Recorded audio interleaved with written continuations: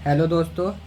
आज के इस वीडियो में हम introduction of microbiology, branch of microbiology और हिस्ट्री ऑफ माइक्रोबायोलॉजी पूरा टॉपिक क्लियर करेंगे। तो वीडियो में लास्ट तक बने रहें जिससे आपको यह पूरा टॉपिक अच्छे से समझ में आ जाए। तो चलिए बिना किसी देरी के आज का वीडियो स्टार्ट करते हैं। तो सबसे पहले हम जानते हैं इंट्रोडक्शन ऑफ माइक्रोबायोलॉजी। ठीक है, माइक्रोबायोलॉजी 3 शब्द से मिलकर बना है। ठीक है, माइक्रोबायोलॉजी 3 शब्द से मिलकर बना है। फर्स्ट है माइक्रो, जिसको टू स्मॉल बोला जाता है, यानी अति सूक्ष्म होता है। ठीक है। नेक्स्ट है bio, bio means living organism, यानी सजीव प्राणी या सजीव जीव। ठीक है। लास्ट है लॉजी, लॉजी यानी स्टडी करना, यानी अध्ययन करना। ठीक है। तो हम बोल सकते हैं अति सूक्ष्म सजीव प्राणी का अध्ययन माइक्रोबायोलॉजी कहलाता है। देखिए इसका डिफिनीशन, माइक्रोबायोलॉजी मेडिकल साइंस का वह ब्रांच है जिसके अंतर्गत अति सूक्ष्म सजीव प्राणी का अध्ययन किया जाता है जिन्हें नेकेड आई से नहीं देखा जा सकता। इन्हें देखने के लिए माइक्रोस्कोप की आवश्यकता होती है। इनको नेकेड आई से नहीं देखा जा सकता, यानी नग्न आंखों से इनको नहीं देखा जा सकता। इनको देखने के लिए माइक्रोस्कोप की आवश्यकता होती है। ठीक हो, इनको कैसे देखते हैं? इनको माइक्रोस्कोप से ही देखा जाता है। देखिए, microbiology is the study of all living organism that are too small micro organism like bacteria, virus, fungi, protozoa and algae. क्या बोल रहा है? Microbiology is the study of all living organism, सभी लिविंग माइक्रो ऑर्गेनिज्म की study को क्या बोला जाता है? माइक्रो ऑर्गेनिज्म बोला जाता है। दैट आर टू स्मॉल, ये कैसे होते हैं? बहुत छोटे होते हैं माइक्रो ऑर्गेनिज्म, जैसे कि बैक्टीरिया हो गया, वायरस हो गया, फंजाई हो गया, प्रोटोजोआ हो गया एंड एल्गी हो गया। ठीक है। ऑलमोस्ट सभी जगह प्रेजेंट होती है। ये कहाँ प्रेजेंट होते हैं? ये ऑलमोस्ट सभी जगह में प्रेजेंट होते हैं। ठीक है। कुछ माइक्रो ऑर्गेनिज्म डिजीज़ कॉज करते हैं और कुछ हमारे लिए बेनिफिशियल होते हैं। बहुत से माइक्रो ऑर्गेनिज्म ऐसे होते हैं जो हमारे लिए क्या होते हैं? बेनिफिशियल होते हैं। बेनिफिशियल जैसे देखिए, दूध से दही का बनना, ये कैसे होता है? लैक्टोबैसिलस, ये भी एक माइक्रो ऑर्गेनिज्म है, इसके थ्रू होता है। ये हमारे लिए बेनिफिशियल हो गया। ई कोलाई हो गया, ये हमारे लिए बेनिफिशियल हो गया। बट कुछ माइक्रो ऑर्गेनिज्म ऐसे होते हैं जो हमें डिजीज़ कॉज करते हैं। ठीक है। तो ये बेनिफिशियल भी हो सकते हैं और क्या हो सकते हैं? पैथोजन भी हो सकते हैं। ठीक, जो माइक्रो ऑर्गेनिज्म डिजीज़ कॉज करते हैं उनको क्या बोला जाता है? पैथोजेंस कहा जाता है। क्या बोला जाता है? पैथोजेंस बोला जाता है। ठीक। Sir Antony van Leeuwenhoek is the father of microbiology. तो माइक्रोबायोलॉजी के फादर कौन है? Sir Antony van Leeuwenhoek is the father of microbiology. Sir Antony van Leeuwenhoek microbiology के फादर हैं। ठीक है। अब हम देखेंगे ब्रांच ऑफ माइक्रोबायोलॉजी। माइक्रोबायोलॉजी की कितने ब्रांचेस है? ब्रांचेस तो बहुत सारी है, बट आज हम माइक्रोबायोलॉजी जो हम BMLT यानी पैरामेडिकल डिपार्टमेंट में जो हमने पढ़ते हैं उसके बारे में हम अच्छे से डिटेल में पढ़ाई करेंगे। तो वीडियो में लास्ट तक बने रहिएगा। Branch of microbiology, there are many branch of microbiology. Microbiology की बहुत सारी ब्रांचेस होती हैं। ठीक है। उसमें पहला है बैक्टीरियोलॉजी। यह माइक्रोबायोलॉजी का वह ब्रांच है जिसमें बैक्टीरिया का अध्ययन किया जाता है। देखिए, बैक्टीरियोलॉजी 2 शब्द से मिलकर बना है। पहला है बैक्टीरियो, दूसरा है लॉजी। ठीक है। तो बैक्टीरियो मतलब बैक्टीरिया से लिया गया है, लॉजी मतलब स्टडी करना, यानी बैक्टीरिया का अध्ययन करना ही क्या कहलाता है? बैक्टीरियोलॉजी कहलाता है। एग्जाम्पल के लिए देखिए, सॉल्मोनेला बैक्टीरिया हो गया, स्टेफाइलोकोकस, ये भी एक बैक्टीरिया है। ठीक है। इन सभी बैक्टीरियो का अध्ययन किया जाता है। बैक्टीरियोलॉजी को सर लुइस पास्चर ने खोजा था। इस कारण से इनको Sir Louis Pasteur is the father of bacteriology, इस कारण से इनको बैक्टीरियोलॉजी का फादर बोला जाता है। ठीक है। देन उसके बाद है वायरोलॉजी। वायरोलॉजी या माइक्रोबायोलॉजी का वह ब्रांच है जिसमें वायरस का अध्ययन किया जाता है। देखिए, वायरोलॉजी 2 शब्द से मिल गया बना है। पहला है वायरो, दूसरा है लॉजी। वायरो मीन्स वायरस और लॉजी मीन्स स्टडी करना है, यानी जिस शाखा में हम वायरस का स्टडी करते हैं, अध्ययन करते हैं, उसको क्या बोला जाता है? वायरोलॉजी बोला जाता है। एग्जाम्पल के लिए HIV वायरस हो गया, कोरोना वायरस चल रहा है वो हो गया। देखिए, मार्टिनस वेंजरिंग, सर मार्टिनस वेंजरिंग ने इसको डिस्कवर किया था, इस कारण से इनको फादर ऑफ वायरोलॉजी भी बोला जाता है। देन नेक्स्ट है पैरासाइटोलॉजी। यह माइक्रोबायोलॉजी का वह ब्रांच है जिसमें पैरासाइट का अध्ययन किया जाता है। देखिए, पैरासाइट 2 शब्द से मिलकर बना है। पहला है पैरासाइट, दूसरा है लॉजी। तो पैरासाइटोलॉजी में किसका अध्ययन करेंगे? पैरासाइट का अध्ययन करेंगे।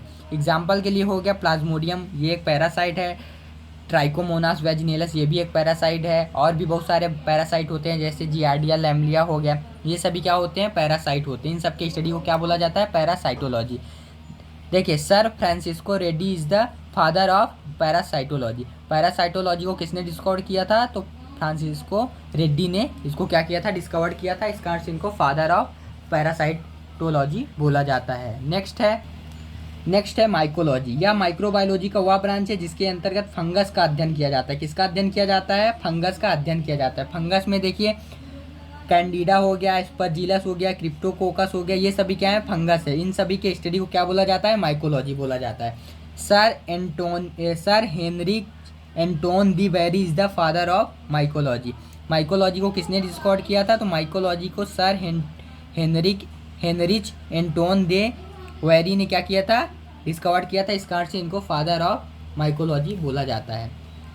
नेक्स्ट है इम्यूनोलॉजी। इम्यूनो यानी इम्यून सिस्टम से रिलेटेड है, ठीक है। यह माइक्रोबायोलॉजी का वह ब्रांच है जिसमें antigen, antibody and immune system का अध्ययन किया जाता है। किसका अध्ययन किया जाता है? Antigen, antibody and immune system का अध्ययन किया जाता है। एग्जाम्पल के लिए देखिए, IgG, IgM, IgE, IgA, IgD, ये सभी क्या है? ये सभी एंटीबॉडी है। इन सभी का क्या किया जाता है? अध्ययन किया जाता है। इम्यून सिस्टम का अध्ययन किया जाता है। इस कारण से इसको क्या बोला जाता है? इम्यूनोलॉजी बोला जाता है। अब देखिए, Sir Edward Jenner is the father of immunology. Immunology को किसने डिस्कवर किया था? तो इम्यूनोलॉजी को सर एडवर्ड जेनर ने डिस्कवर किया था, ठीक। अब हम देखेंगे हिस्ट्री ऑफ माइक्रोबायोलॉजी। तो वीडियो में लास्ट तक बने रहे, बिना स्किप किए हुए वीडियो को लास्ट तक देखिएगा। History of microbiology. माइक्रोबायोलॉजी की अवधारणा, माइक्रोबायोलॉजी की एक्चुअल डिस्कवरी से मैनी सेंचुरी पहले ही हो गई थी। अब देखिए, माइक्रोबायोलॉजी की जो अवधारणा है, वो माइक्रोबायोलॉजी की एक्चुअल जो डिस्कवरी है उसके बहुत साल पहले, 6th सेंचुरी पहले ही इसकी अवधारणा हो गई थी। अब आगे देखिए, महावीर की शिक्षा, वेरो एंड कॉलुमेला। महावीर की शिक्षा, वेरो एंड कॉलुमेला, जिन्होंने अदृश्य जीवों को एनीमिलिया मिनुटा नाम दिया। महावीर की शिक्षा, वेरो एंड कॉलुमेला, जिन्होंने अदृश्य जीवों को क्या नाम दिया? एनीमिलिया मिनुटा नाम दिया। का प्रतिपादन उन प्रयासों से कुछ थे। क्या थे ये? जब महावीर की शिक्षा चल रही थी, वेरो एंड कॉलुमेला की शिक्षा चल रही थी, उस समय में ही इन सब का क्या हो गया था? इन सब के बारे में पढ़ाई करना स्टार्ट हुआ था, ठीक है। जिसमें उन्होंने अदृश्य जीवों को क्या नाम दिया? एनीमिलिया मिनुटा नाम दिया था। देखिए आगे देखिए, एंटोनी फिलिप्स वॉन ल्यूवेनहुक, यानी एंटोनी वॉन ल्यूवेनहुक 1676।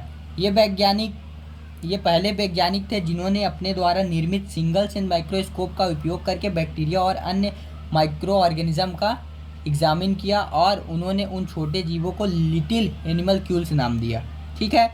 देखिए, ये पहले वैज्ञानिक थे जिन्होंने क्या किया? अपने द्वारा ही सिंगल लेंस माइक्रोस्कोप का उपयोग करके बैक्टीरिया, यानी क्या हुआ? वाटर, यानी बरसात की स्टेगनेंट रेन वाटर का एग्जामिन किया उन्होंने। उसमें उन्होंने देखा बहुत सारे क्या दिख रहे हैं? बहुत सारे उसमें ऑर्गेनिज्म दिख रहे हैं, बहुत छोटे छोटे कीटाणु दिख रहे हैं। तो उन्होंने उसमें उसका क्या नाम दिया? उसको नाम दिया लिटिल एनिमल्क्यूल्स। क्या नाम दिया? लिटिल एनिमल्क्यूल्स नाम दिया, ठीक है।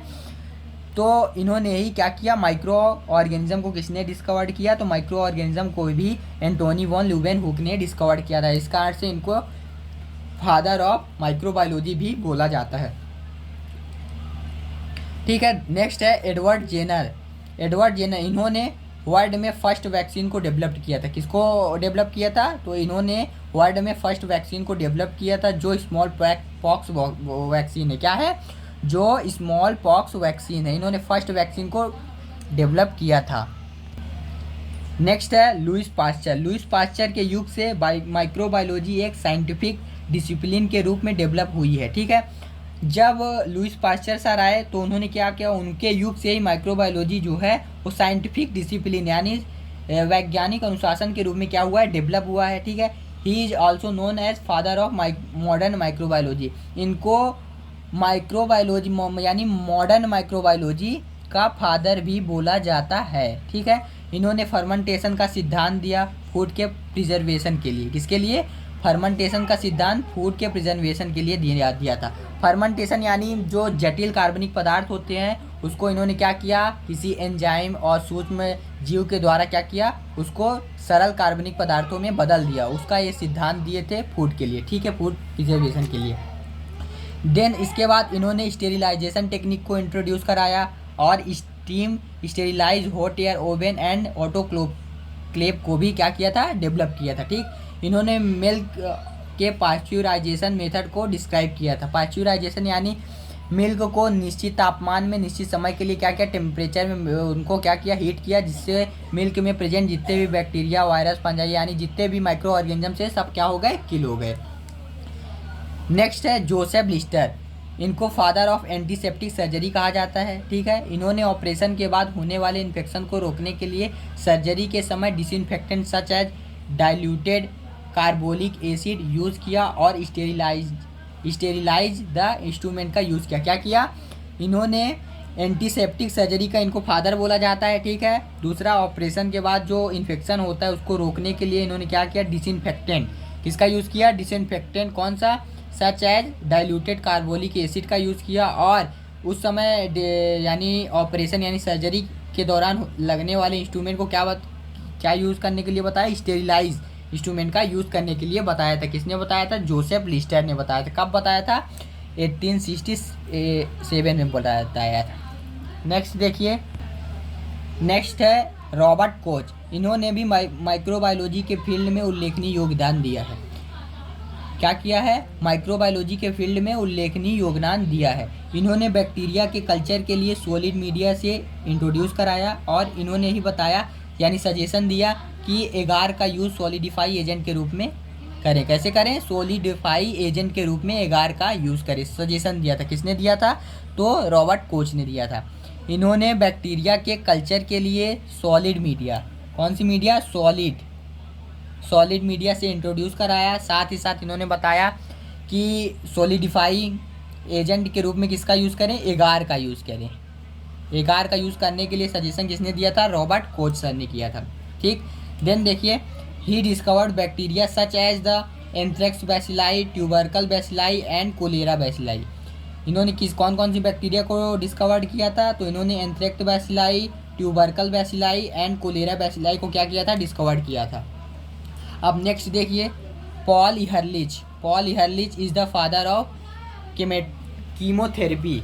कीमोथेरेपी के फादर कौन है, तो कीमोथेरेपी के फादर है पॉल इहरलिच ने क्या किया था, इसको डिस्कवर्ड किया था। इस कारण से इनको क्या बोला जाता है, फादर ऑफ कीमोथेरेपी। ठीक, देन 1866 में हैकल ने जीवित जीवों के लिए एक तीसरे सेपरेट किंगडम क्या बनाया, उन्होंने जीवित जीवों के लिए एक तीसरा सेपरेट किंगडम बनाया, जिसका नाम क्या दिया, प्रोटिस्टा की स्थापना को प्रस्तावित किया था।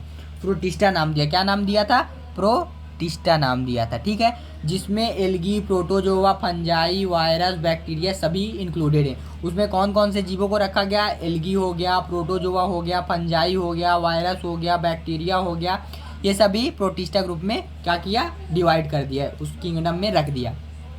देन उसके बाद आए 1957 में सर स्टेनर आए। उन्होंने क्या किया, सेल के टाइप के बेस पर प्रोटिस्टा को 2 ग्रुप्स में डिवाइड कर दिया। कितने ग्रुप्स में, तो 2 ग्रुप्स में उन्होंने डिवाइड कर दिया। पहला यूकैरियोटिक, दूसरा प्रोकैरियोटिक। पहला यूकैरियोटिक, दूसरा प्रोकैरियोटिक। यूकैरियोटिक को उन्होंने हायर बोला और प्रोकैरियोटिक को उन्होंने लोअर बोला। अब आप लोगों से एक क्वेश्चन है, यूकैरियोटिक और प्रोकैरियोटिक क्या होता है, आप 10th 11th 12th क्लास में पढ़े होंगे, तो इसका आंसर कमेंट में ज़रूर बताइएगा। और आज का वीडियो आपको कैसा लगा, अगर वीडियो अच्छा लगा हो तो लाइक कर दे, चैनल पे नए हैं तो सब्सक्राइब कर दे और अपने दोस्तों को भी इस वीडियो को शेयर करें, जिससे उनको भी माइक्रोबायोलॉजी इंट्रोडक्शन, ब्रांच और हिस्ट्री से रिलेटेड जानकारी मिल सके। Thank you.